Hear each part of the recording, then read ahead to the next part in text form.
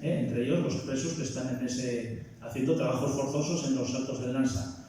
Entonces, bueno, pues en esa época también contacta cuando su familia, después de ser, les han quitado su casa de La Brezosa en Puente Lansa y se refugian en la casa de la familia materna en Rábago, y allí pues va a convertirse esa casa de la familia de Jesús en un punto de apoyo de la Brigada Machado, la guerrilla que operaba en la zona occidental de Cantabria y que toma su nombre de Ceferino Roiz, que es otra persona que también influyó mucho en Jesús. Jesús era un chico joven todavía y conoce a Ceferino Roiz, que es la persona que fue apodada Machado, en cuyo homenaje se dio el nombre de la brigada, que había sido un alcalde republicano de Peñarrubia, bueno, había estado en la guerra civil, había combatido, luego está en el monte, y Ceferino pues, es el jefe de ese grupo al que Jesús y su familia están ayudando. En esa época Jesús es enlace de la guerrilla y está colaborando con ellos. Y contaba Jesús que él, pues un poco su ilusión era también irse al monte, a la guerrilla. Pero Ceferino le decía, no, tú quédate aquí, que tú de momento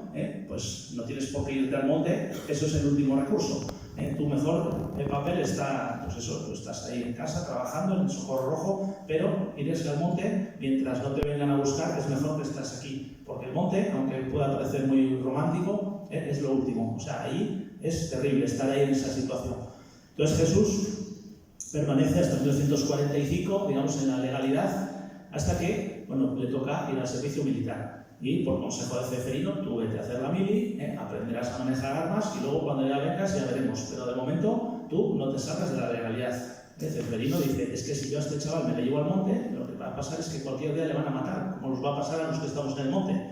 Dice este chaval, bueno, vamos a dejarle la legalidad. Eso yo creo que fue un buen consejo. Lo que pasa es que cuando lleva 6 meses haciendo la mili en Ferrol, hay una redada en la zona de Lansa y alguien pues, da el nombre de Jesús, lo sale en algún papel, que Jesús de Cos es del Socorro Rojo. ¿Y dónde está Jesús de Cos? Pues está haciendo la mili en Ferrol. Y ahí es cuando en el cuartel le llaman y le dan una paliza terrible, y bueno, está 40 días hospitalizado.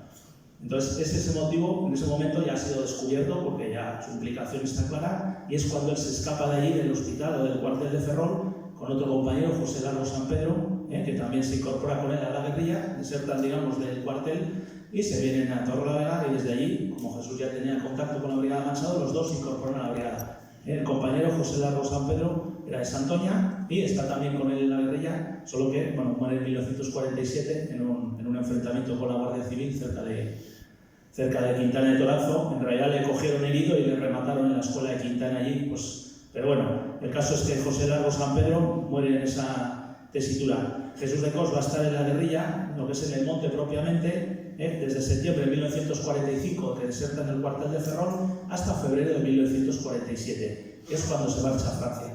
¿Y por qué se marcha a Francia? Pues él se marcha a Francia porque no deserta, como le acusó el Partido Comunista, sino que es herido de bala en Virgen de la Peña, en un túnel que hay justo al lado de la estación de Virgen de la Peña. Él volvía con otro compañero de la guerrilla que había venido de Francia, un maqui, cuya identidad no se le conoce, pero se le conocía con el nombre de Madriles, y este hombre, bueno, era de los 4 supervivientes de la brigada pasionaria que se habían incorporado a la guerrilla. Bueno, pues a la hora de venir hacia Mazcuerras, en vez de ir por la carretera, se metieron por el túnel del tren, pues con la idea de que por ahí era más fácil de que no les vieran. Pero resulta que la Guardia Civil debía sospechar que ya venían por allí y les esperaban a la salida del túnel. Y ahí les dispararon, esto fue de noche, y a Jesús le dieron un tiro en una pierna.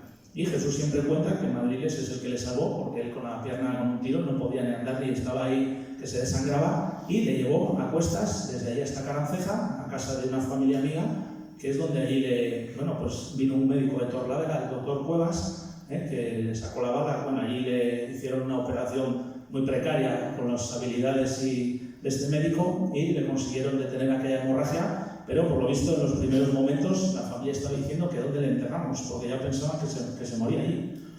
Entonces, claro, con un tiro en la pierna en esas condiciones, pues a seguir aquí en el monte era imposible.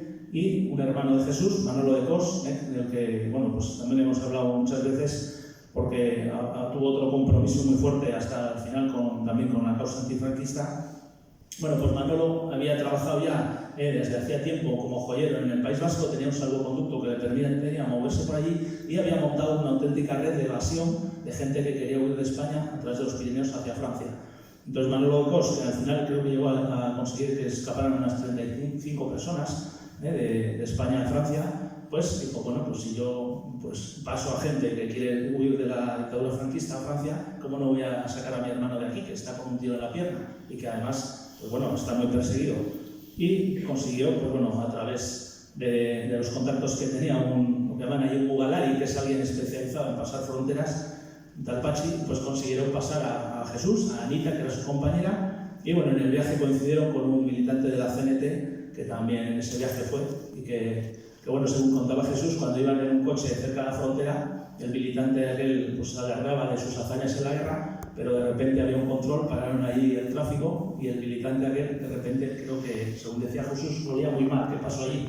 Que el militante del susto, pero el Pachi les dijo, tranquilos, no pasa nada. No, si esto ya estaba previsto. Le dijo algo, o le deslizó un billete a los guardias o algo, porque había sobornos en los pasos de frontera, eso había sobornos también, y había gente implicada, y pasaron y consiguieron llegar a Francia, que es cuando fue internado con Anita en el campo de concentración de Mézières.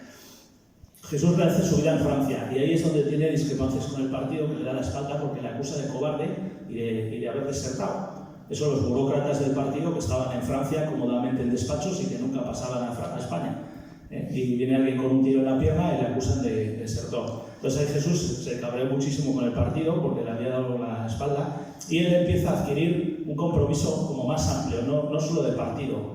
Aunque en el PC era la organización que en esos momentos era la que principalmente pues, estaba haciendo frente al franquismo, pero él se da cuenta de que hay mucha más diversidad. Y, bueno, de hecho su padre Donato era socialista, y él en Francia ahí le ayudan gente de otras organizaciones, socialistas o anarquistas, a salir adelante. Y bueno, tiene que reconstruir su vida. Él ha llegado ahí en el año 47 y no sabe francés, no tiene dinero, no tiene nada, y bueno, empieza a trabajar de albañil, empieza a trabajar en los oficios. En aquella época, en la Francia de la reconstrucción, había terminado la Segunda Guerra Mundial 2 años antes, había muchísimo trabajo, sobre todo para gente que trabajaba en la construcción o en obras, y poco a poco reconduce su vida en Francia. Y esa vida en Francia también va a ser compromiso desde el principio. Se afilia a la CGT francesa, al principal sindicato francés, y pues empieza a conectar con los círculos del exilio español en Francia y con movimientos políticos como el movimiento de la Tercera República, porque la ilusión de Jesús es la restauración de la República, en este caso ya sería la Tercera República Española. Y en los años 60 Jesús participa activamente, él reside en Francia, y bueno, pues toda su vida está allí, su familia, sus hijos nacen en Francia y sus hijas, y bueno, de hecho es una familia que son franceses, de antecedentes españoles, pero ya se han criado en Francia, son franceses. Y él, no obstante, desde Francia pasa clandestinamente la frontera, hace viajes trayendo propaganda a España, y en ese compromiso lo mantiene, no se desentiende. Después de haber tenido que escapar a Francia, no se desentiende de su compromiso, y ese compromiso en esa fase francesa que dura hasta 1986, que vive en Francia, pues él no se olvida de España y viene continuamente de forma clandestina siempre, hasta el episodio que nos han comentado del pasaporte y demás, pero en los primeros años pasan clandestinamente Anita y Jesús la frontera, trayendo propaganda y pues bueno, dando a conocer ese movimiento de la Tercera República. Y la tercera fase, digamos, empieza ya en 1986, cuando Jesús, España en ese año entra en la Unión Europea y España ha recuperado la democracia y demás, y Jesús ya viene definitivamente a España y empieza la tercera fase, que esa fase sería la fase de memoria, la fase en la que lo hemos conocido nosotros de mayor. Pero ya digo, esa memoria es una memoria que, sobre todo él, reivindicaba la causa de los guerrilleros. La causa de la República, por supuesto, la causa, pero sobre todo la fase que más hincapié hacía era de los guerrilleros, porque en los años 80, en la época de Felipe González, pues los que habían combatido en el ejército republicano, los que habían estado más de 3 años en la cárcel y demás, sí, tuvieron algunas indemnizaciones o algunas ayudas, no todas, pero algunas tuvieron, pero claro, los que habían demostrado estar en un ejército regular como era el ejército republicano, o habían estado en la cárcel con papeles, porque hay gente que no pudo demostrarlo porque faltaban los documentos para avalarlo. Pero en el caso de Jesús, su memoria era sobre todo la memoria de las personas que lucharon en la guerrilla, y que él hacía mucho hincapié, porque los libros, que yo mismo, Isidro y demás, pues siempre es normal que hay figuras eclipsan a los demás, pues Juanín, Bedoya, Cariñoso, son biografías tan pues tan llamativas o tan extraordinarias que deslumbran a todas las personas que integraron ese movimiento, que solo en Cantabria fueron cientos, de hombres y mujeres y de adolescentes y de gente de toda la región que participaron y que han quedado un poco eclipsados por esos mitos de la guerrilla. Entonces Jesús reivindicaba que había mucha más gente, y entonces él, todo su empeño, su ilusión y su esfuerzo y sus ahorros iban en poner placas y monumentos para dedicar a la memoria de todas esas personas. Algunas de ellas les había conocido, como José Largo San Pedro, y la ilusión de Jesús era en el cementerio de Quintana de Toranzo poner ahí una placa reivindicando que ahí había sido asesinado un guerrillero y que estaba enterrado allí. Y bueno, pues toda la consiguiente bronca con el cura, que no quería ponerla, y bueno, Marisol sabe mucho de esa pelea por la placa, que el cura al final ponía la placa, pero que no pusiera guerrillero, que pusiera solo el nombre para que parezca que murió. Bueno, pues murió, como que murió de un accidente o que pasaba por aquí. Y claro, Jesús, no, esto es un guerrillero, no es que ha muerto. Sí, ha muerto, claro que sí, pero ha muerto por algo. Era esa ilusión por poner. Esto yo creo que lo había vivido en Francia. En Francia hay muchas calles dedicadas a los guerrilleros españoles, esos personajes que en los años 40 contribuyeron a la liberación de Francia y fueron héroes en Francia, y él veía que aquí se les trataba como bandoleros.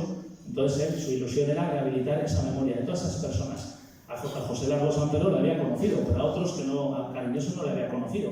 Pero igualmente él financió un monumento al Cariñoso, y bueno, y hubiera financiado a cualquier otro guerrillero, aunque fuera en Cuenca o en Badajoz, sin conocerle, porque él estaba intentando sacar a la luz y que no se olvidara a todas esas personas que habían muerto en la guerrilla antifranquista.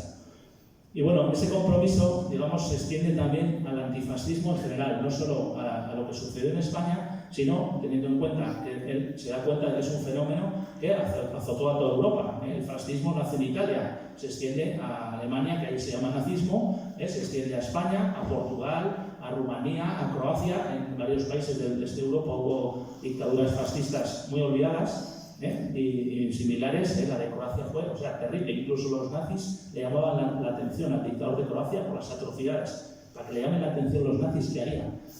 Unas barbaridades de sacar los ojos a la gente, unas atrocidades, pues bueno, increíbles. Y Jesús, pues eso, él reivindicaba esa memoria de la lucha contra ese movimiento que había sido derrotado en Europa, pero no en la península ibérica. Aquí en Portugal y España se habían mantenido esos dos regímenes, y así como en Europa, pues el fascismo, digamos, fue desterrado en los años 40, al final de la Segunda Guerra Mundial. En España permaneció pues más o menos edulcorado, camuflado, y prohibió hasta los 70. Y bueno, pues yo con estas palabras tampoco me quiero enrollar más, pero energía, compromiso, antifascismo y memoria, pues serían 4 palabras para reflejar un poco la personalidad de ese Jesús que he conocido en sus años finales de vida, y que, bueno, pues otras personas desde los ámbitos familiares y demás podrán conocer otras facetas de Jesús, pues la faceta de marido, de compañero, de padre, de abuelo, etc. Pues es una personalidad que evidentemente es mucho más amplia que lo que he dicho yo, pero bueno, yo un poco me he referido a la parte que me ha tocado conocerle en persona. Y nada, muchas gracias por su atención.